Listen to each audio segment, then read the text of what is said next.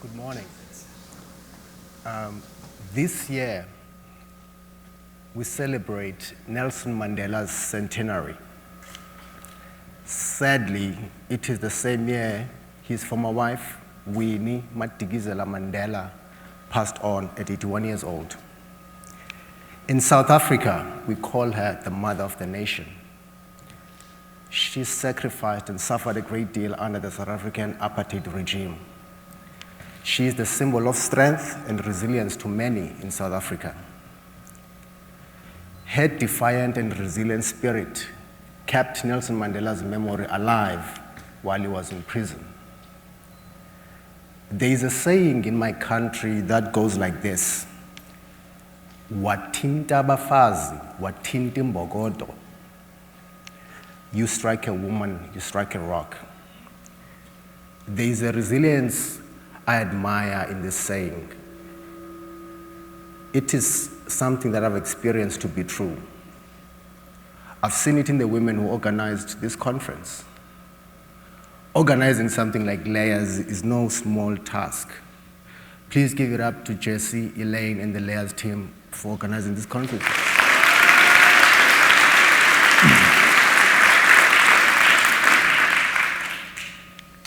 It is no secret that my favorite artist is Michael Jackson. Some of my favorite Michael Jackson songs and compositions are about the world. Songs like "We Are the World," "Heal the World," "Earth Song," and "Man in the Mirror." These songs made me aware and conscious about social ills and social injustice around the world. Racism, human hunger, global warming, animal poaching, the devastation caused by wars on human beings, animals, and the planet. To me, these songs are timeless. They are about the problems we face around the world. They encourage me to do better. Gathered here from all over the world during this WWDC week, I hope we do better. Today, I would like to talk about three things. I would like to talk about being a practical learner. I would like to talk about being able to talk to strangers. And I would like to talk about what I discovered in building GauRider. Who am I? I'm the guy who woke up in South Africa. My name is Litha Soyizwapi. I'm a graphic designer by profession. And I'm also a self-taught iOS developer based in Johannesburg. I was born in the Eastern Cape province of South Africa, in a small town called Butterworth. Nelson Mandela was born in Umtata, about 62 miles from Butterworth. During the apartheid years, this part of the Eastern Cape province was called the Transkei. The Transkei was one of the 10 homelands that were created by the South African apartheid government. These homelands were divided into specific ethnic groups. As you can see, they were dividing us. These homelands were a way to exclude black people from the South African economic and political system. Butterworth was an industrial town. It was the second biggest town in the Transkei after the capital city, Umtata. My dad worked as a computer operator in a manufacturing line at the local factory. My mother was a geography teacher at a nearby rural school. In 1983, my dad used an Apple II at the factory he was working at. Whenever he talked to me about computers, he always talked about the Apple computer. Butterworth was the fastest growing town in the Transkei.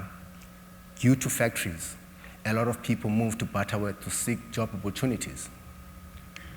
During the 80s, there were riots in some of the biggest cities in South Africa. Some of the families relocated to Butterworth to secure education for their children. Everyone was busy. During working hours, parents were at work and their children were at school. There were also extramural activities like soccer, ballroom dancing, karate, athletics, boxing, and basketball. At different stages of my life, I participated in all these activities. Taking part in all these activities gave me different experiences. It exposed me to some of the hardest working and talented people within my community and beyond. My neighbors had varied interests. Some played sports, some were artists, some were straight-A students, and some were great makers of things. This diversity in interests taught me at an early age that people excelled in their chosen domains when they work hard on things they care about. Being a practical learner, I love to read. I wish I could advise more people to read. There's a whole new world in books. If you can't afford to travel, you travel mentally through reading. You can see anything and go any place you want to in reading. Michael Jackson. Everything I cared about, I learned further about it from the Butterworth Public Library. I learned about computers and graphic design from the library. Having observed the kind of books I picked up from the library, one day my mother brought me a book titled Computers in Today's World. I still have this book. This book changed my life. It had code snippets from BASIC. I used to write these code snippets by hand and create my own trivia pursuit games. The first time I used a computer was in my first year at university in Port Elizabeth. It was during a computer literacy course. We were being taught spreadsheets, DOS, and word processing. I've always been interested in spreadsheets because I wanted to create beautiful charts and graphs. This love for beautiful charts and graphs comes from being able to read maps at an early age. Since my mother was a geography teacher, there were a lot of maps at home. I loved political maps, economic maps, topographic maps, demographic maps, and weather maps. These maps gave me intelligence about other cities and about other countries. But the examples of problems were given during the computer course were not exciting to me. Some of them I couldn't relate to. So I decided to create my own excitement by using my own data. I took all my results from all my courses. I created beautiful charts and graphs to visualize my own data. By applying formulas, I calculated my average compared to the rest of the group. This is how I discovered for the first time that I was the only student who failed drawing in my first quarter. Since then, I've always learned things that I can apply and to make relationships in unrelated fields. Being able to talk to strangers. In 1999, I was invited to study for a fourth year in graphic design. It was focused in 3D computer animation. I had to write a paper about the effectiveness of 3D computer animation in advertising. And I had to create a short animation to support my argument. We were using Silicon graphics machines, the O2s. They were running Maya version 1. Apart from the thick Maya manuals, there were few resources on the internet about 3D computer animation. There was a guy who was based in Johannesburg who worked on special effects for films and TV commercials. I emailed him. I told him about my project. I asked him if I could visit their production company in Johannesburg during holidays as an intern. He gladly accepted, and he was surprised that we're using Maya in a smaller city like Port Elizabeth. I also emailed another studio based in New York and one based in Phoenix, Arizona, to send me their showreels. To my surprise, they gladly shipped them to me. With this network, I used to send them my short animation clips so that they could critique them. This is how I learned to talk to strangers from afar and to make friends in other parts of the world. This is how I was later able to teach myself how to code by downloading free online courses from MIT, Stanford University, and Carnegie Mellon University. After teaching myself how to code, I wanted to create a product that would be used in the real world.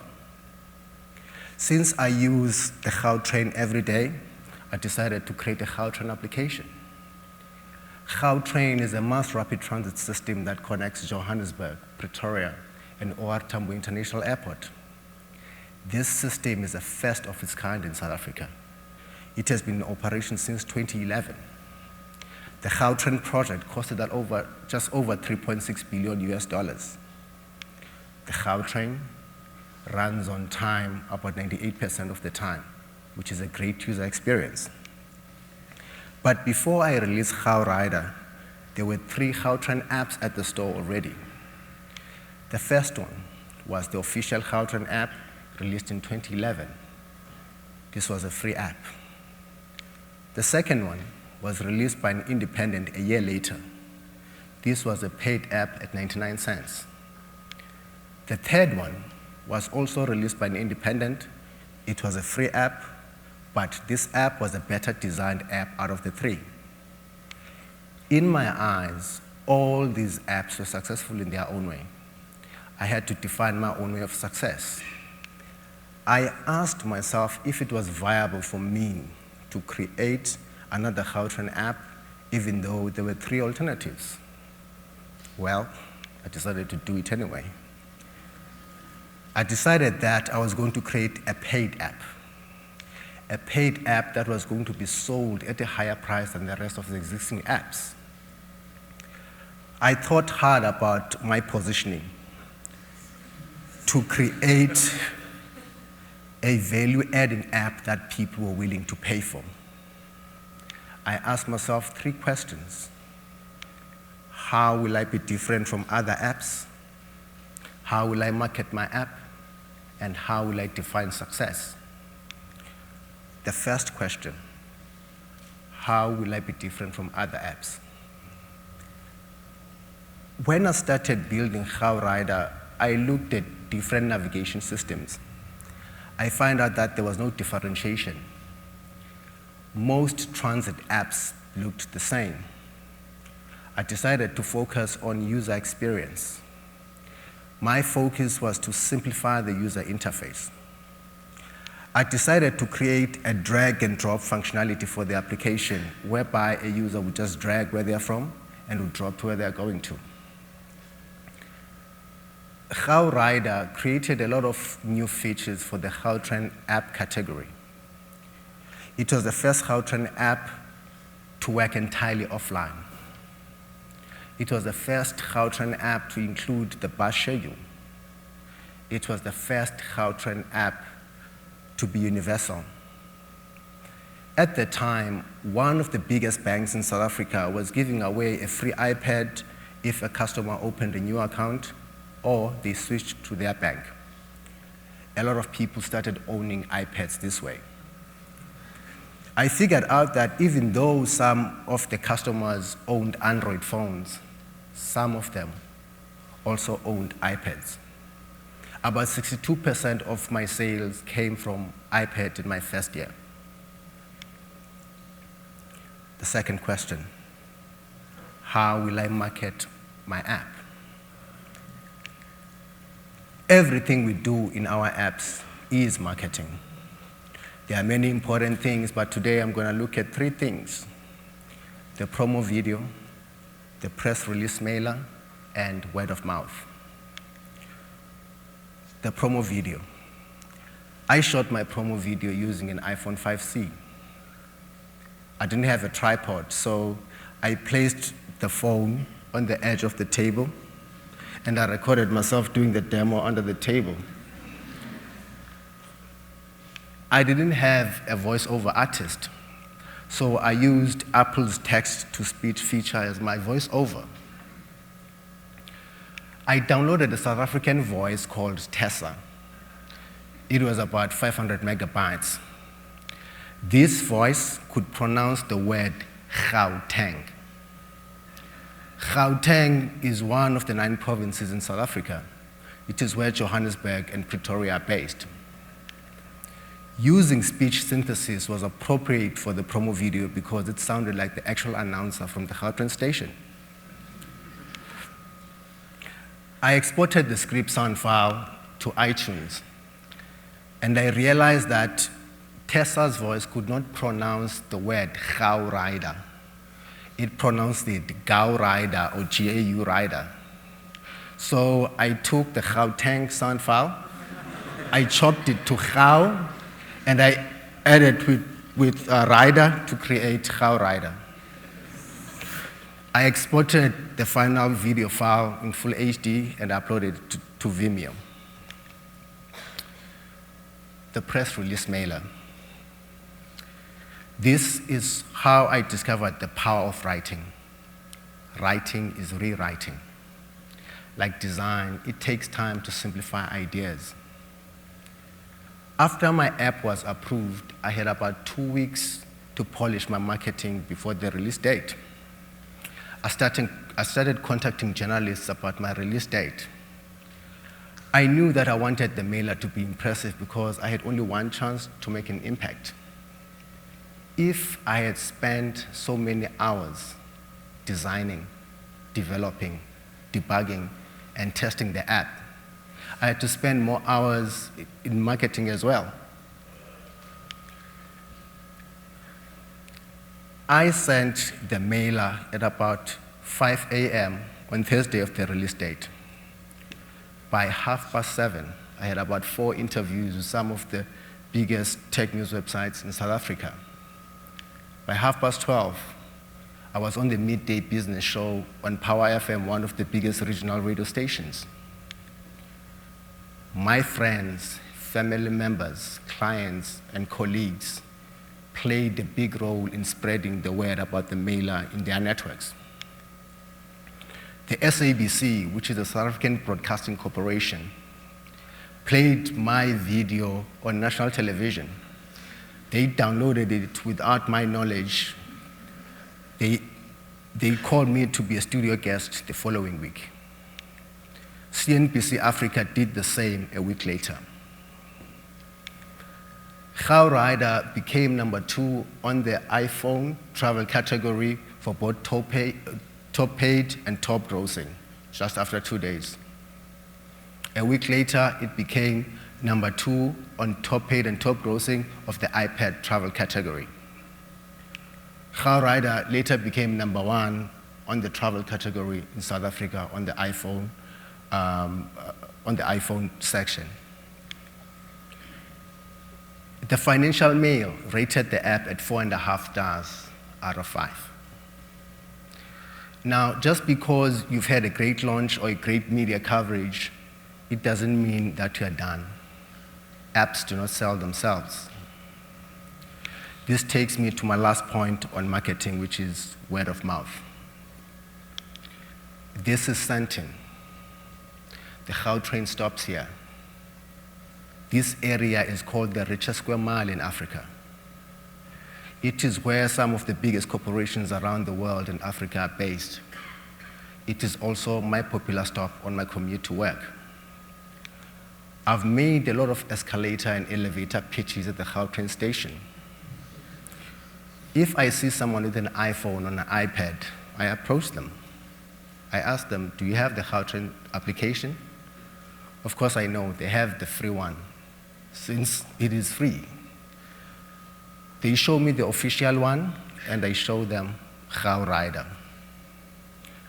I've made the app demo an art form. My app is always on its own screen without any other apps. I tap the app icon to open the app. I tell them that it's a drag and drop functionality app. I drag where we're from, and I drop to where we're going to. They expect another step, but there's none. The app shows minutes left before departure time, trip duration, and the current train fare. All this happens from a single drag and drop. The expression on their faces after this demo is priceless. Some ask about the name of the app again. I simply press the home button, and the icon name is clear, and the app name. Some ask about the bus service.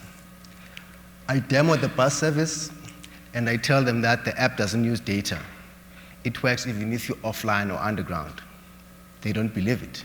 I just turn on flight mode. After this demo, some of the people buy on the spot. Some, they call their friends to view the demo. And others, they Google the app because they don't trust me. I know that if it is in the morning and they are going to work, they are going to tell their colleagues about the app. If it's in the evening and they are going home, they'll tell their spouse, family member, or friend. By talking to these strangers, I've met a lot of amazing people this way. How will I define success? From the beginning, my definition of success was simple. I wanted the app to do 4 things for me. Of course, I wanted to pay for my developer membership. I wanted the app to buy me more books to learn about development. And I wanted the app to buy me more tools to test with. And more importantly, I wanted the app to give me credibility in app development. This app has given me all these things and more. This has led to a number of exciting jobs in consulting for both design and development. And I'm working on projects that I'm excited and I do care about. The closing. Throughout this presentation, I've been talking about I this and I that. But that's not entirely true. I am here today because of a community. It is the community where I grew up. It is the community where I studied. It is the community where I reside. It is the community where I meet strangers every day, locally or globally. When I was building GauRider in Johannesburg, I was not alone. I was listening to podcasts. I was watching conference videos, lectures, and video tutorials. I was reading books, blogs, and tech news articles. GauRider is a possibility today because of this community. It is some of the people in this room. You might not know it, but you're part of it. It is this community that transcends borders, ethnicities, gender, color, or creed. One important lesson I've learned throughout this journey is this one. All things are one. There is a saying in the Xhosa language, my home language, now the language of Wakanda. The saying goes like this. Umuntu ngumuntu ngabantu. Again, umuntu ngumuntu ngabantu, which means a person is a person because of other people. This is where the embodiment of the word ubuntu comes from, not the operating system.